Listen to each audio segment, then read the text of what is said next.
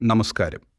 മുതിർന്ന പൗരനും അഭിഭാഷകനുമായ ടി.ജി. മോഹൻദാസിന്റെ അറസ്റ്റുമായി ബന്ധപ്പെട്ട് നിരവധി നിയമപരമായ ചോദ്യങ്ങളാണ് ഇപ്പോൾ ഉയരുന്നത്.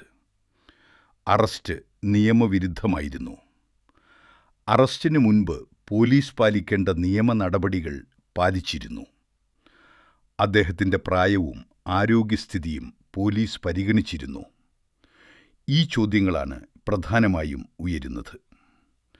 സുപ്രീം കോടതിയുടെ Arnesh Kumar versus state of Bihar കേസിലെ മാർഗനിർദ്ദേശങ്ങൾ പ്രകാരം 7 വർഷം വരെ ശിക്ഷ ലഭിക്കാവുന്ന ചില കുറ്റങ്ങളിൽ അറസ്റ്റ് യാന്ത്രികമായി നടത്താൻ പാടില്ല.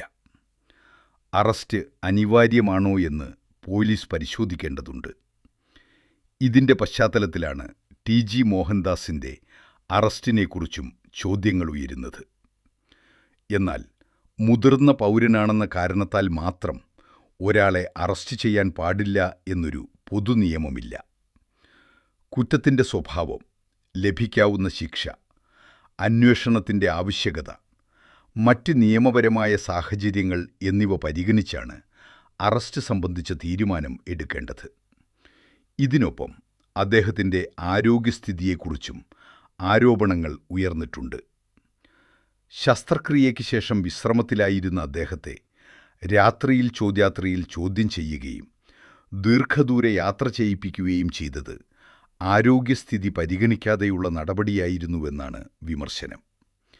ഇക്കാര്യത്തിൽ യഥാർത്ഥ വസ്തുതകൾ എന്താണെന്നും പോലീസ് രേഖകളിലും കോടതിയുടെ രേഖകളിൽ ഇനി അദ്ദേഹത്തിനെതിരെ ചുമത്തിയതായി പറയപ്പെടുന്ന കുറ്റങ്ങളിലേക്ക് വരാം.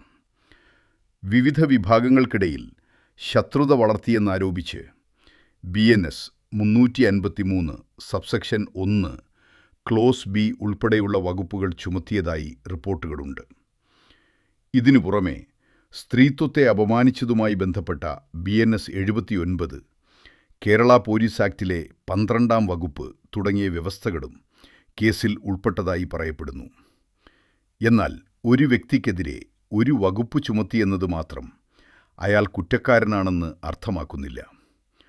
കോടതിയിൽ കുറ്റം തെളിയുന്നതുവരെ പ്രതിക്ക് നിയമപരമായ നിരപരാധിത്വത്തിന്റെ അവകാശമുണ്ട്.